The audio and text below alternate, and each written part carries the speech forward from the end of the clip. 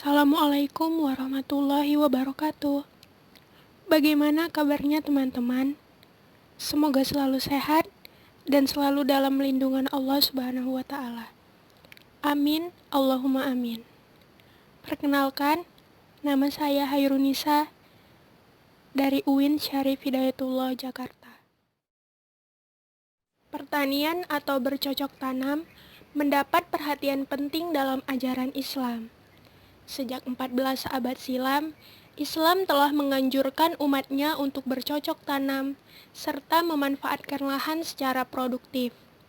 Tidak hanya itu, Rasulullah Shallallahu Alaihi Wasallam juga telah mengajarkan tata cara sewa lahan serta pembagian hasil dari bercocok tanam.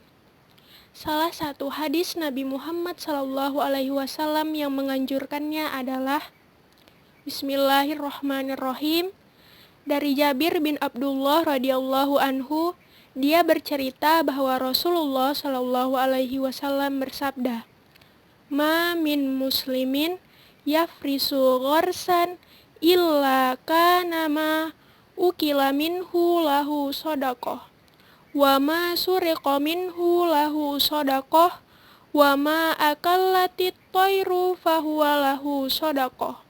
Wala yurza'uhu ahadun illa kana lahu shadaqah." Tidaklah seorang muslim menanam suatu pohon, melainkan apa yang dimakan dari tanaman itu sebagai sedekah baginya. Dan apa yang dicuri dari tanaman tersebut sebagai sedekah baginya, dan tidaklah kepunyaan seseorang itu dikurangi, melainkan menjadi sedekah baginya. Hadis riwayat Imam Muslim, nomor 1552. Sekarang kita akan membahas struktur dari hadis tersebut. Yang pertama yaitu sanad hadis. Sanad merupakan sandaran hadis atau jalan yang dapat menghubungkan matan hadis kepada Nabi Muhammad Shallallahu Alaihi Wasallam. Dari hadis tersebut yang merupakan sanadnya yaitu dari Jabir bin Abdullah radhiyallahu anhu, dia bercerita bahwa Rasulullah Shallallahu Alaihi Wasallam bersabda. Yang kedua yaitu matan hadis. Matan merupakan redaksi atau isi kandungan hadis.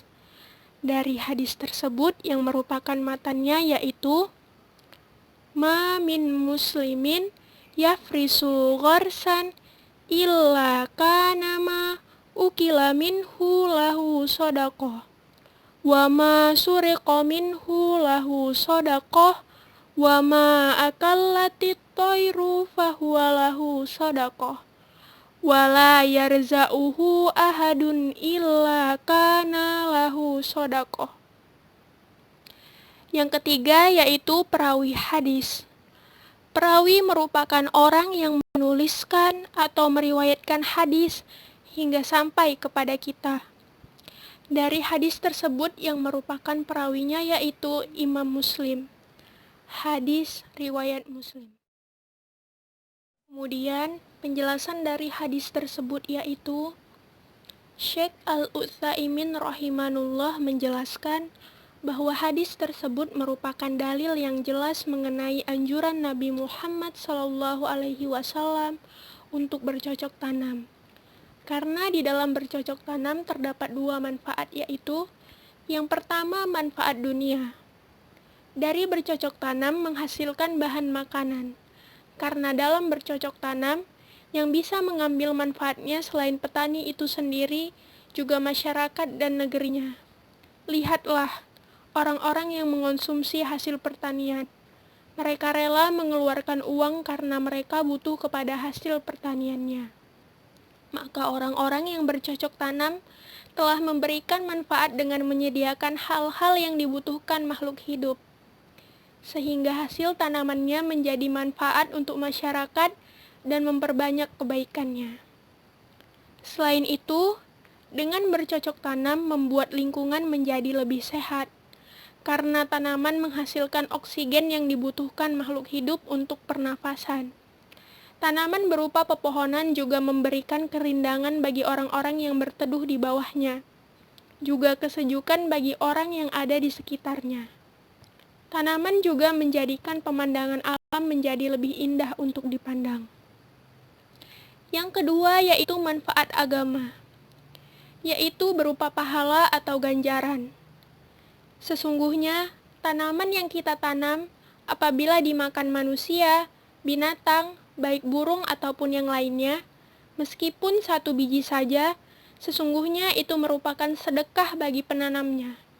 Sama saja, apakah dia kehendaki atau tidak. Bahkan seandainya ditakdirkan bahwa seseorang itu ketika menanamnya tidak mempedulikan perkara ini, perkara tentang apa yang dimakan dari tanamannya merupakan sedekah, kemudian apabila terjadi tanamannya dimakan, maka itu tetap merupakan sedekah baginya. Sehingga dapat disimpulkan bahwa seorang muslim akan mendapat pahala dari hartanya yang dicuri, dirampas, atau dirusak dengan syarat dia tetap bersabar dan menyerahkan segala sesuatunya kepada Allah Subhanahu wa Ta'ala. Teman-teman, dari hadis tersebut dapat diambil pelajaran bahwa perbuatan yang dilakukan seorang muslim yang pada hakikatnya hanya berupa sebuah hal yang mubah, yaitu bercocok tanam, tetapi pelakunya dapat pahala. Walaupun itu asalnya bukan suatu ibadah, tapi bisa bernilai ibadah dan akan mendapat pahala.